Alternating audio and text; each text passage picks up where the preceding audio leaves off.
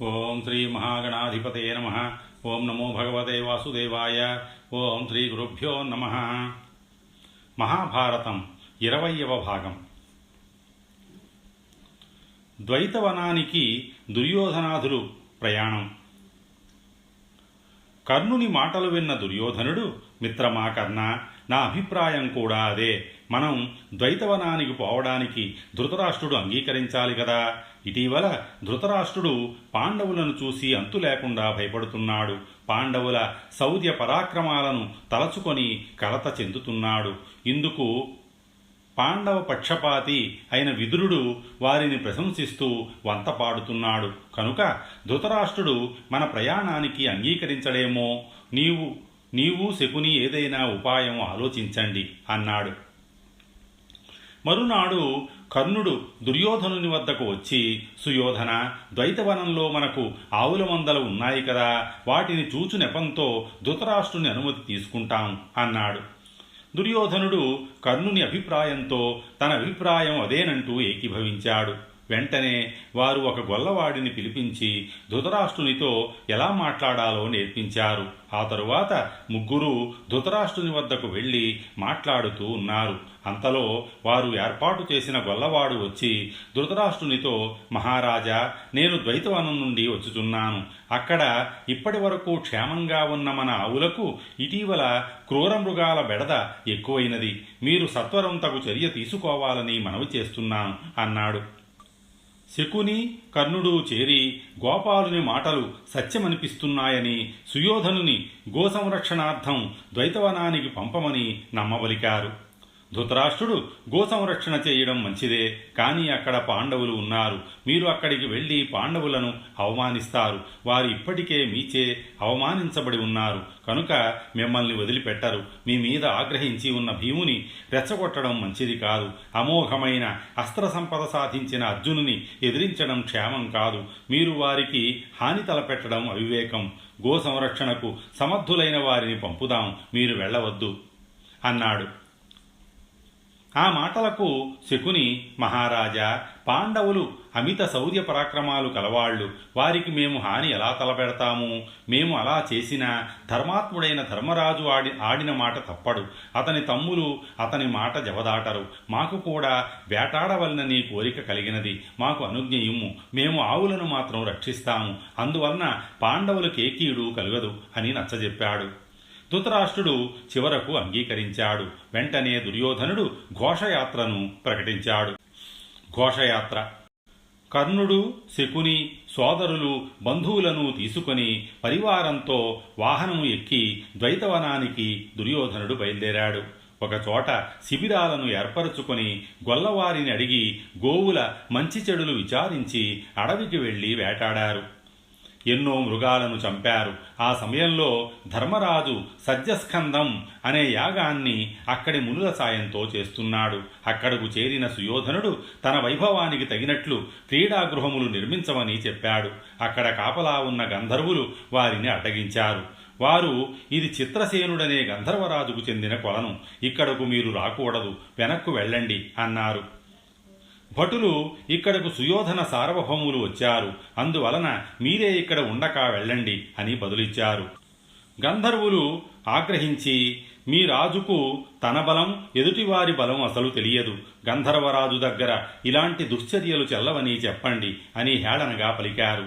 భటుల ద్వారా విషయం తెలుసుకున్న దుర్యోధనుడు భటులతో, మీరు తక్షణం వెళ్ళి ఆ గంధర్వుల గర్వం అణచండి. దేవతలు దేవేంద్రునితో సాయం వచ్చినా వారిని కూడా జయించండి అని ఆజ్ఞాపించాడు. కౌరవులు తమ బలాలతో గంధర్వుల మీదకు దండయాత్రకు వెళ్ళారు. గంధర్వులు వారితో, మీకు మాకు ద్వేషం ఏముంది, ఆగండి అన్న వారు లక్ష్యపెట్టక వారిపై ఆయుధాలు ప్రయోగించారు. గంధర్వులు చిత్రసేనునికి జరిగినది వివరించారు. చిత్రసేనుడు ఆగ్రహించి, కౌరవ సేనలను చీల్చి చెండాడండి అని ఆజ్ఞాపించాడు. గంధర్వ సేనలు కౌరవ సేనను చీల్చి చెండాడాయి.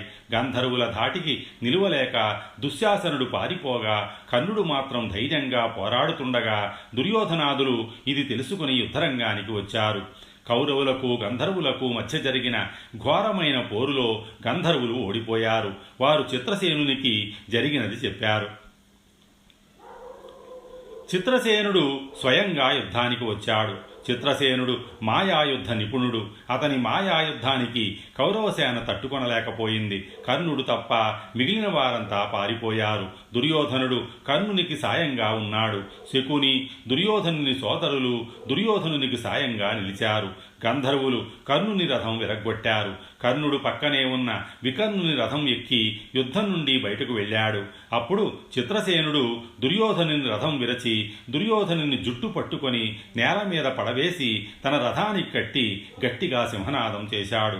అది చూసిన మిగిలిన గంధర్వులు మిగిలిన కౌరవులను, వారి భార్యలను, దుర్యోధనుని భార్యను, కౌరవ రాకుమారులను, మంత్రులను పట్టి చిత్రసేనుని ముందు ఉంచారు.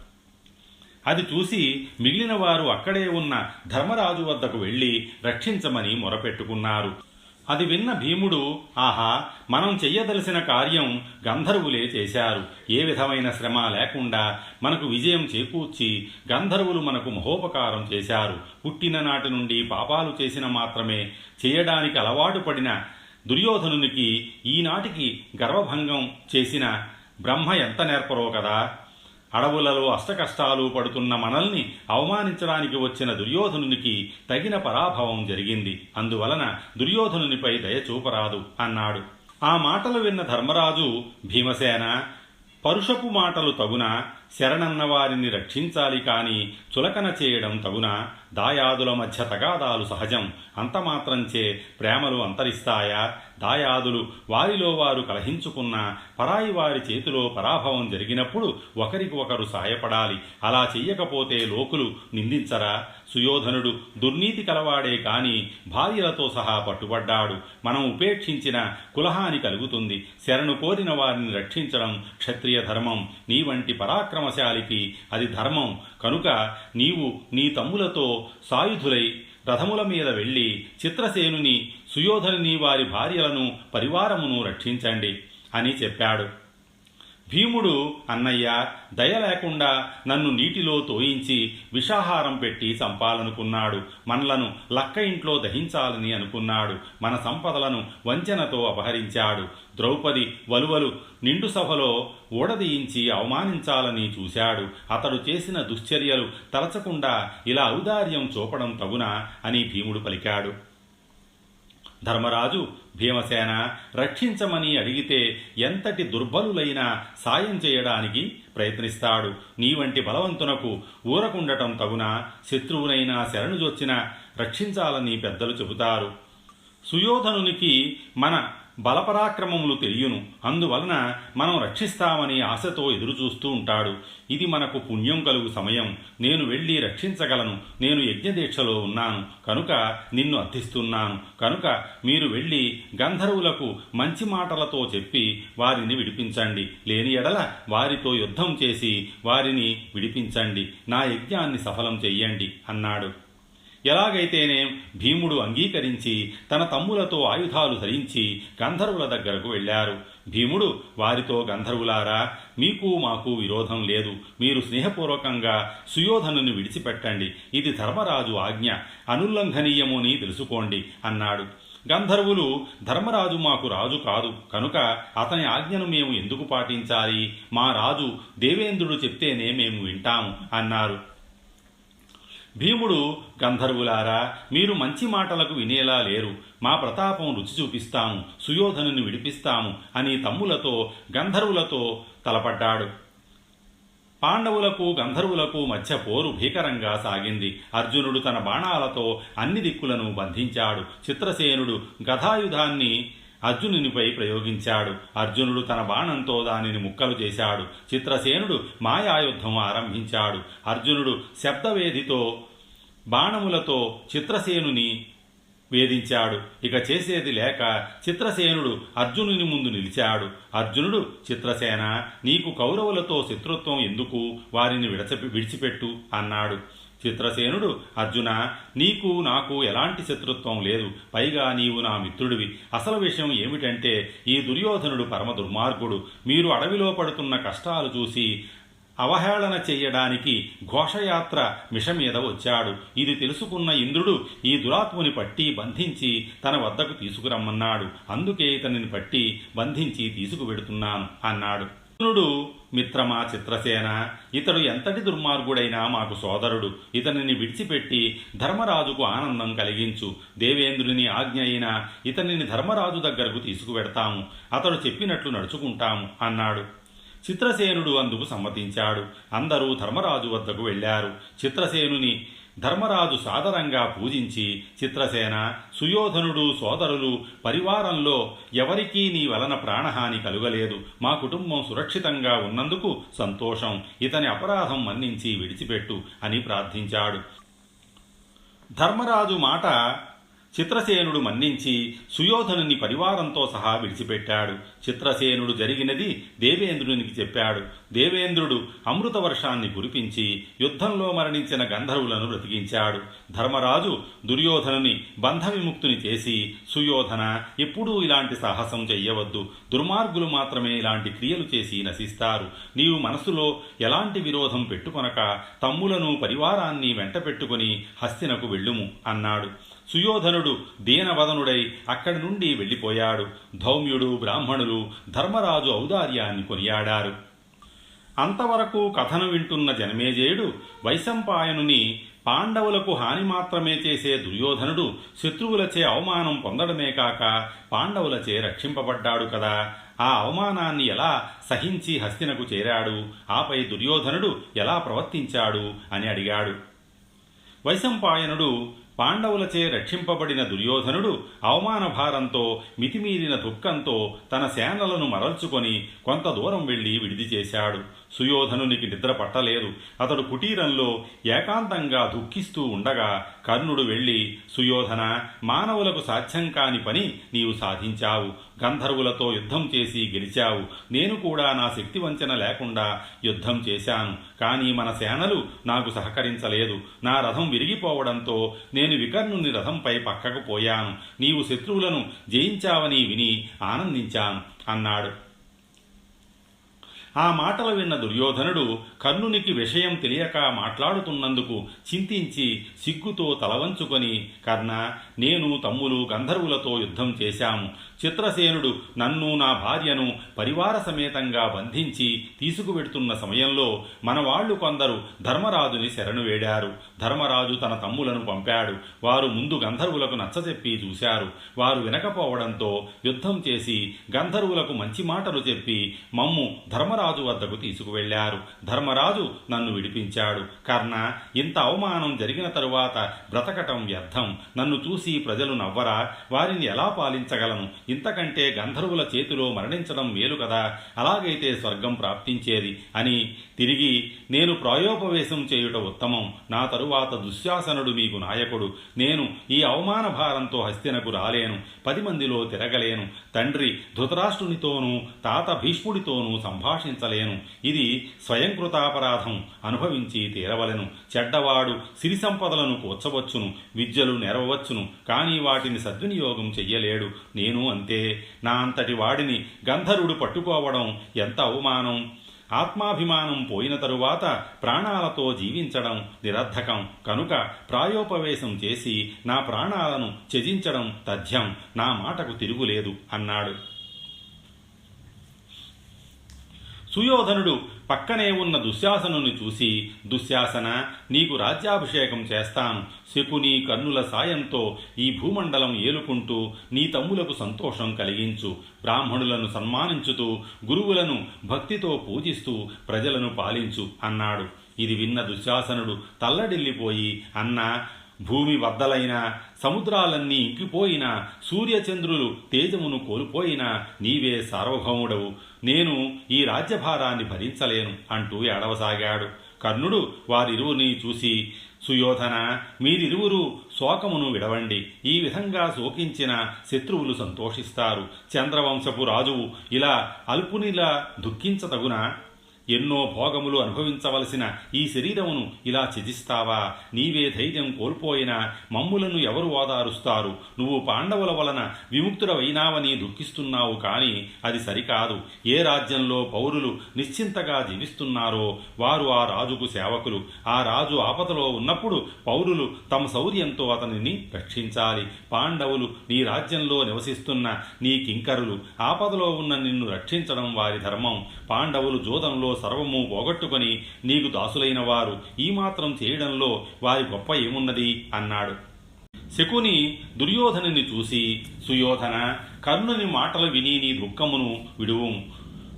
నేను పాండవుల రాజ్యం నీకు కట్టబెట్టాను. నీ పరాక్రమంతో సాధించినది కాదు. కనుక నీవు ప్రాయోపవేశం చేసినా నా మనసుకు బాధ కలుగుతుంది. చిన్నప్పటి నుండి సిరి సంపదలతో పెరిగావు. పెద్దలకు సేవ చెయ్యలేదు కనుక నీకు లోకజ్ఞానం లేదు. రాజుకు పిరికితనం, యామరిపాటుతనం, మెతకతనం ఉండరాదు. మనసు వికలమైనప్పుడు, కోపం వచ్చినప్పుడు వాటిని అంతమొందించాలి. నీకు మేలు చేసిన పాండవులకు ప్రత్యుపకారం చెయ్యి. పరాక్రమవంతులు, ధర్మాత్ములు, సద్గుణ సంపన్నులైన పాండవులను పిలిచి తగు సత్కారం చేసి వారి రాజ్యం వారికి ఇచ్చినా నీకు ఎనలేని కీర్తి కలుగుతుంది. నీ సోదరులైన పాండవులతో రాజ్యపాలన చేస్తూ అందరూ సంతోషంగా ఉండండి అన్నాడు. దుర్యోధనుడు, మీరు నన్ను అడ్డగించవద్దు. నాకు ఈ భోగభాగ్యాలపై ఆసక్తి లేదు. నాకు అడ్డు చెప్పక మీ ఇష్టం వచ్చిన చోటుకు వెళ్ళండి అన్నాడు. వారు, నీవు తప్ప మాకు ఎవరున్నారు? మేము నీతో సహగమనం చేస్తాం అన్నారు. దుర్యోధనుడు శుచిగా స్నానమాచరించి దర్భాసనంపై కూర్చున్నాడు. రాత్రి అయ్యింది. దేవతచే ఓడించబడి పాతాళంలో ఉన్న దైత్యులు ఈ విషయం తెలుసుకుని శుక్రాచార్యుని వద్దకు వెళ్లి మొరపెట్టుకున్నారు. శుక్రాచార్యుడు కృత్య అనే భయంకరాకారాన్ని సృష్టించి సుయోధనుని పాతాళానికి తీసుకురమ్మని పంపాడు. కృత్య సుయోధనుని పాతాళానికి తీసుకొచ్చింది. దానవులు అతనిని కౌగలించుకొని కుశలమడిగారు. వారు, సుయోధన, సూర్యుడవై భరత కులోద్భవుడైన నీవు ఇలా ఆత్మహత్యకు సాహసించడం తగునా? ఆత్మహత్య చేసుకున్న లోకనింద, దుర్గతి, హీనత తప్పదు. నీ వంటి బుద్ధిమంతులకు ఇది తగదు. నీ నిర్ణయం మార్చుకొని ధైర్యమును ప్రతాపమును చూపి శత్రువులను ఓడించుము. నీ జన్మ వృత్తాంతం చెబుతాను వినుము.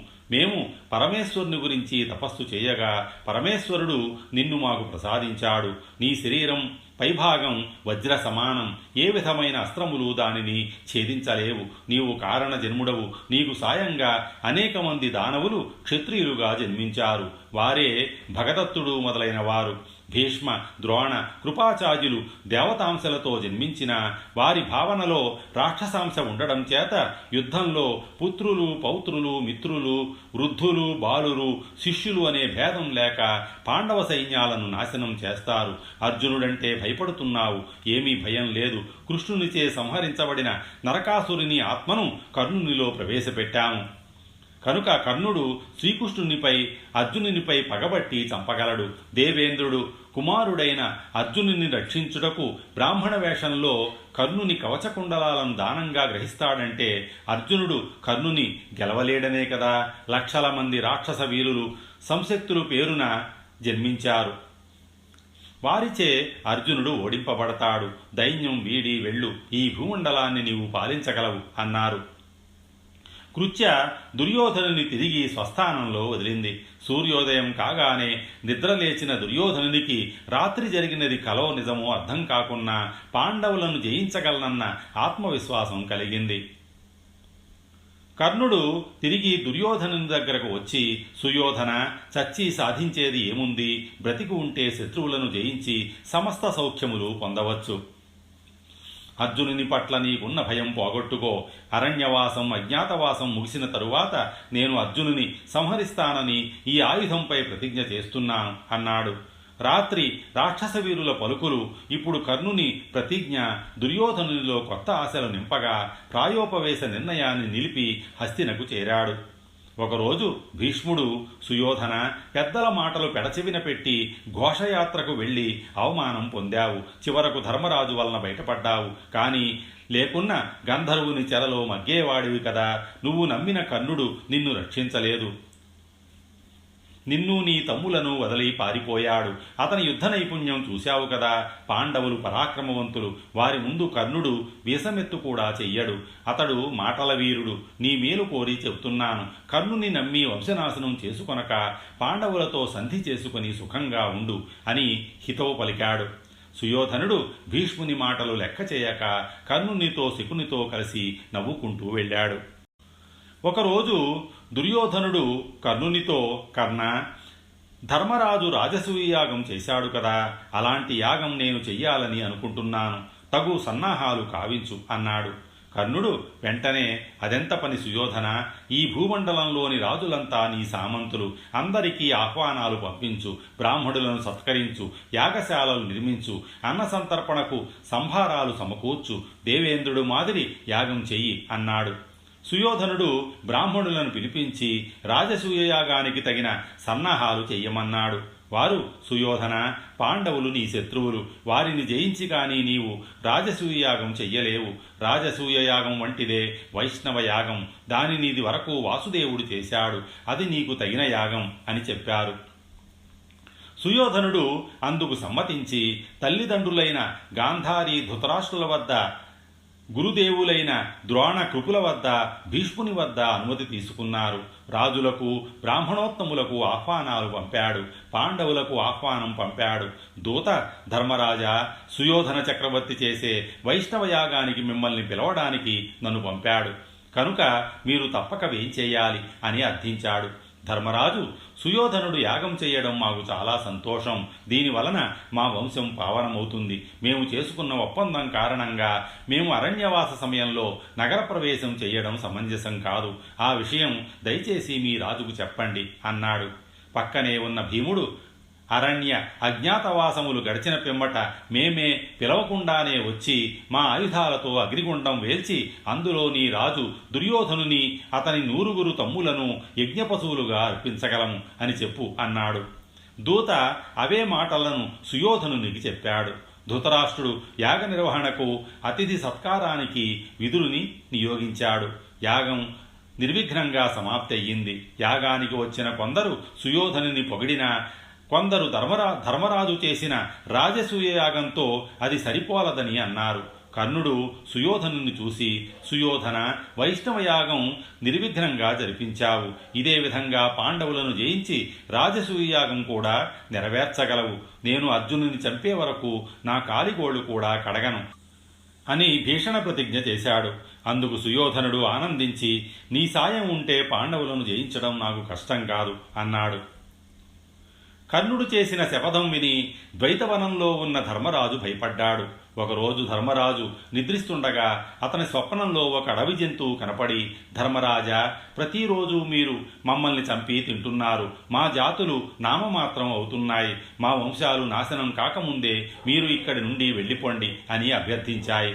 మరునాడు ధర్మరాజు తన తమ్ములు, ద్రౌపది, పురోహితులతో కలిసి ద్వైతవనాన్ని విడిచి కామ్యకవనం వెళ్ళాడు. అక్కడ వాళ్ళు పండ్లు, కూరగాయలు మాత్రం తింటూ జీవహింస చేయకుండా గడిపారు. ఇలా అరణ్యవాసంలో 11 సంవత్సరాలు గడిచాయి. ఒకరోజు వేదవ్యాసుడు ధర్మరాజు వద్దకు వచ్చాడు. అతనిని తగురీతిని సత్కరించిన పిదప ధర్మరాజు, మహాత్మా, తపస్సు, దానం గొప్పవి అంటారు కదా, ఆ రెండింటిలో ఏది గొప్పది అని అడిగాడు. అందుకు వేదవ్యాసుడు, ధర్మజ, దానం అంటే తనకు ఉన్నదానిని పరులకు ఇవ్వడం. మానవులు ఎన్ని కష్టాలు పడినా ధనం కోసమే. కనుక ధనం మానవులకు ప్రాణం కంటే ఎక్కువ. కష్టపడి సంపాదించిన ధనం పరులకు ఇవ్వడం గొప్పది.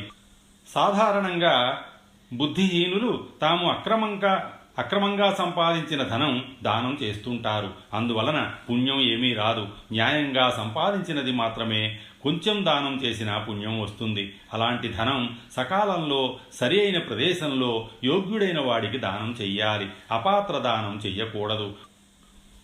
ఉదాహరణగా నీకు వ్రీహి ద్రోణోపాఖ్యానం చెప్తాను విను. ముద్గలుని వృత్తాంతం.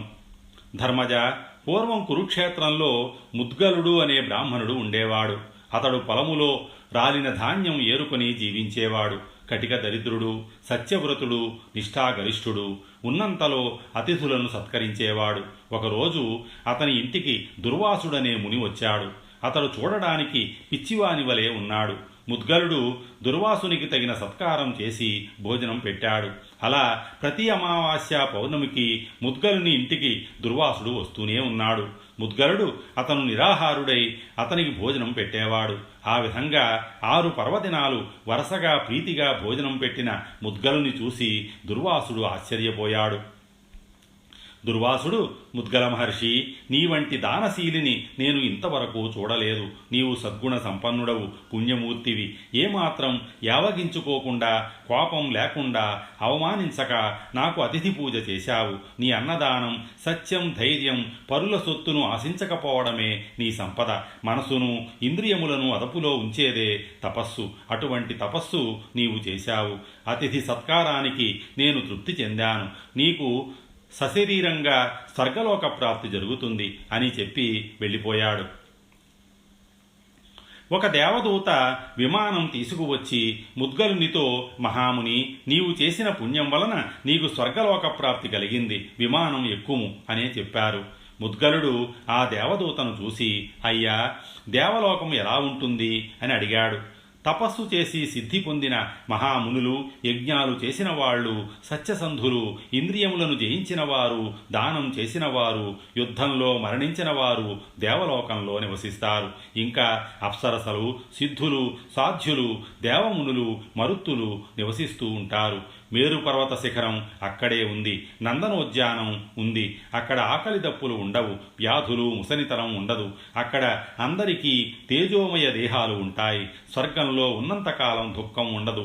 నిరంతర సౌఖ్యం, ఆనందం ఉంటాయి. స్వర్గలోకం పైన బ్రహ్మలోకం ఉంటుంది. అక్కడ మానవులు, మహర్షులు మాత్రం ఉంటారు. అక్కడ పునర్జన్మ ఉండదు. ప్రళయకాలంలో అన్ని లోకాలు నాశనం అవుతాయి. బ్రహ్మలోకం మాత్రం నిలిచి ఉంటుంది. మనుష్యుడు భూలోకంలో చేసిన పుణ్యాలకు ఫలితం స్వర్గలోకంలో అనుభవిస్తాడు.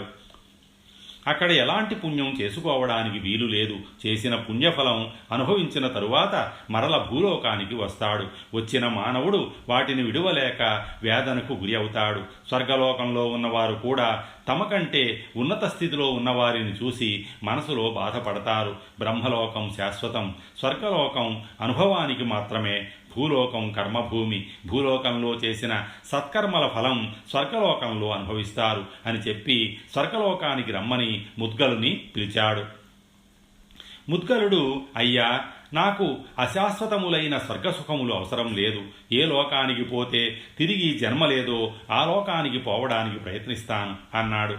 దేవదూత వెళ్ళిపోయాడు. ఆ తరువాత ముద్గలుడు ద్వంద్వములయందు ఆసక్తి వదలి అంతటా సమభావంతో చూసి జ్ఞానయోగి అయ్యాడు, జీవన్ముక్తుడయ్యాడు. కనుక ధర్మరాజా, నీవు రాజ్యం పోయినందుకు చింతించవలదు అని హితబోధ చేశాడు. తరువాత తన ఆశ్రమానికి వెళ్ళాడు. స్వస్తి. శ్రీ ఉమామహేశ్వర పరబ్రహ్మ అర్పణమస్తు.